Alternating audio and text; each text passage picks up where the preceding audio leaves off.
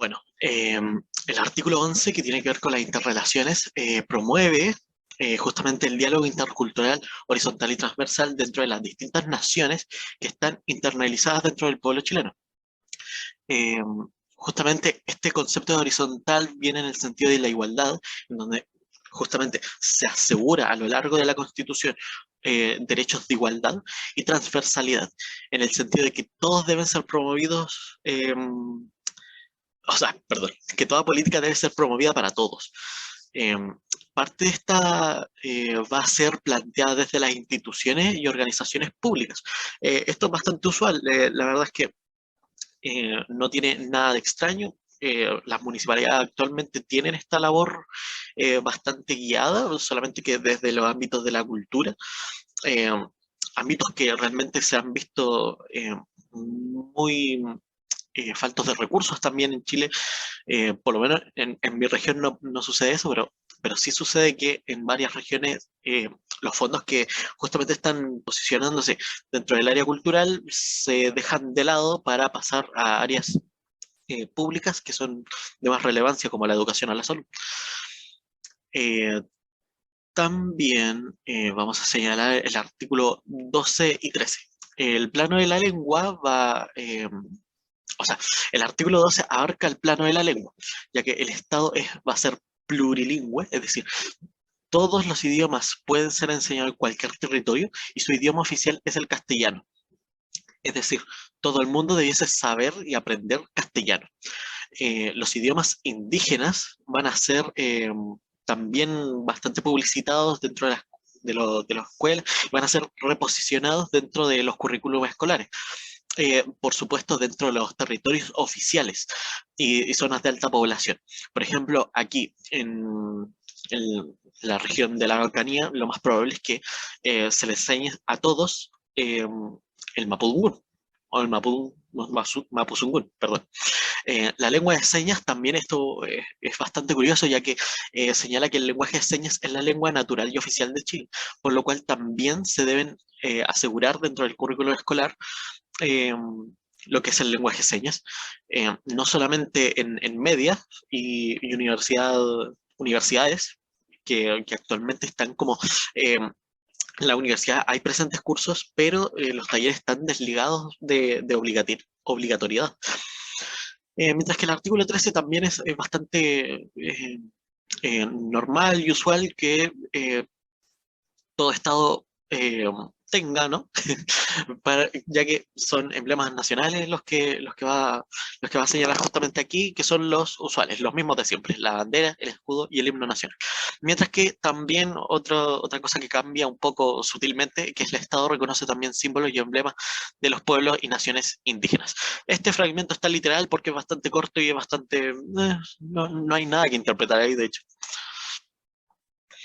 El artículo 14 eh, justamente habla de las relaciones internacionales. Aquí, dentro del artículo 14, 15 y 16, realmente no comprendo por qué no se están hablando de estos artículos, ya que podrían ser incluso los más polémicos en este sentido, ya que eh, se incluye la aplicación del derecho internacional como parte soberana de Chile. Es decir, la mayoría de las decisiones que se tomen de manera internacional, acuerdos nacionales que tengan una relevancia para la política del derecho internacional, son parte de la soberanía de Chile. Eh, Aquí no estamos hablando simplemente de que las leyes chilenas tienen una implicancia relevante dentro del territorio nacional, sino de que toda, toda ley, todo valor, todo deber que salga o surja desde el derecho internacional va a ser parte activa de las leyes chilenas. Chile también toma plena conciencia de las relaciones internacionales y sus valores. Es justamente esto de lo que estoy hablando, ya que al, al asumir de que las relaciones internacionales existen y los demás países existen, Chile y su propia legalidad, sus propios decretos están también vinculados a las relaciones internacionales. Esto se ve cuando realmente se intentan cumplir tratos o pactos dentro de los países que pueden ser económicos, pueden ser políticos, pueden ser en situaciones de guerra, por ejemplo. Eh, pero viene justamente a ser importante porque ya es soberano. Ese es el concepto principal. Se incluyen también los derechos humanos como derechos complementarios a los derechos sociales que ya existen dentro de esta Constitución. Eso también es curioso, lo vamos a ver en el siguiente artículo. También se declara una mayor interacción con el continente de América Latina y el Caribe. Esto también es curioso porque justamente eh, eh, las políticas o las relaciones diplomáticas internacionales no necesariamente están obligadas a relacionarse con países. En este sentido, las relaciones con América Latina y el Caribe están literalmente especificadas, que van a aumentar dentro de esta nueva constitución.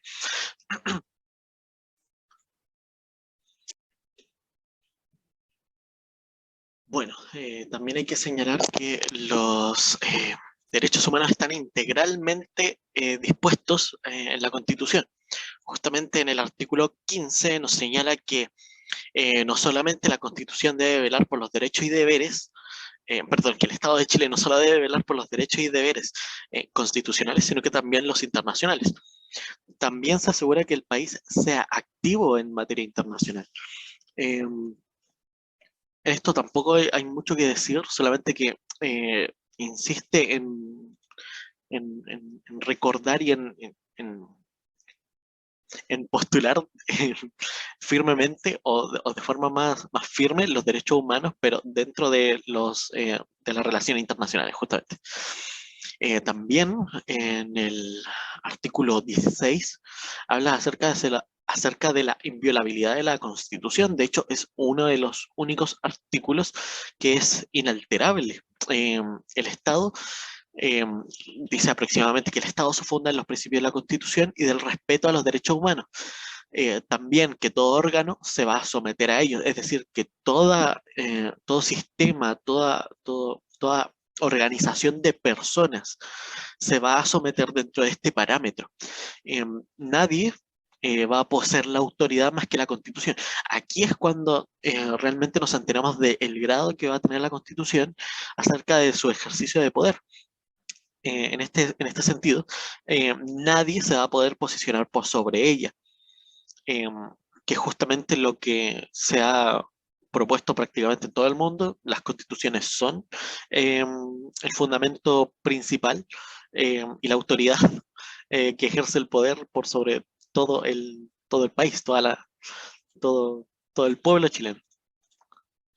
También tenemos que señalar que dentro de los siguientes capítulos y dentro de este ya se señalan algunos preámbulos, algunas temáticas de los cuales se centra en resolver, eh, intenta responder justamente la nueva constitución a ciertas temáticas conceptuales y filosóficas. Eh, Entre los debates centrales que justamente decide la Constitución es lo nacional frente a la globalidad, la justicia frente a la libertad, los derechos frente al deber ser, el dilema de la soberanía total frente a la soberanía parcial. Lo nacional frente a la globalidad tiene que ver con justamente de cómo la Constitución está creada justamente solamente para lo nacional, eh, mientras que la mayoría de las constituciones no asume que está dentro de un ámbito político y material en donde se desarrolla en conjunto de otros países, ¿no? Por ejemplo, Chile tiene limítrofe Bolivia, Perú, Argentina, pero también tiene relaciones globales con China, con Estados Unidos, algunos países de Europa, como puede ser Francia o Alemania. No solamente en ámbito económico, estamos hablando también de ámbitos académicos, ámbitos científicos, etc. También decide que ya no va a apostar tanto por la libertad, sino que va a apostar más por la justicia. S- em, Justamente entramos en este debate más contemporáneo acerca del libro de John Rawls, La teoría de la justicia, y el libro de em, Estado, Utopía, Anarquía, de Robert Nozick. justamente ambos proponen dos sistemas distintos de cómo funciona el Estado.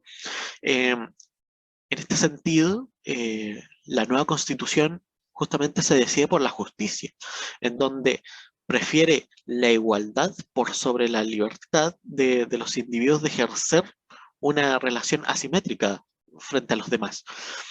En ese sentido, la teoría de la justicia imparte de que todos debiésemos ser iguales, eh, de que las constituciones de por sí debiesen ser más o menos subjetivas. Realmente no estamos hablando de que la subjetividad sea malo dentro de esta constitución. Realmente se pueden dar buenas instancias donde se puede discutir ampliamente lo que puede ser una futura ley, un futuro decreto, pero claramente al proponer la justicia, el Estado se agranda un poco más y nuestra responsabilidad frente a los políticos, frente a lo que van a hacer los diputados, los diputadas, eh, otras, otros cargos, por ejemplo, de los mismos derechos humanos, el, hay que ponerles atención, hay que ver cómo resuelven sus propios problemas y también poder escoger de manera correcta lo que va a ser, en teoría, sus propios gobiernos. Aquí ya no se puede escoger al mentiroso de turno, es decir, la carga política actual va a ser bastante pesada para los políticos, ya que tienen muchas funciones más. eh, y el sistema, ahí veremos, vamos a analizar el sistema, pero de este preámbulo hay que denotar de que la justicia es la que está prevaleciendo frente a la libertad. Eh, También hay que señalar de que los derechos actualmente, en esta nueva constitución, de hecho, eh, eh, van a ser simplemente modelos ideales y van a poder, eh, perdón, son más abarcativos. Es decir, se enfocan en abordar la realidad de formas más amplias. ¿Por qué? Porque lamentablemente las antiguas constituciones, como ya he dicho, eh, eran, eran muy específicas. Y al ser muy específicas, condenaban justamente a las leyes a un deber ser.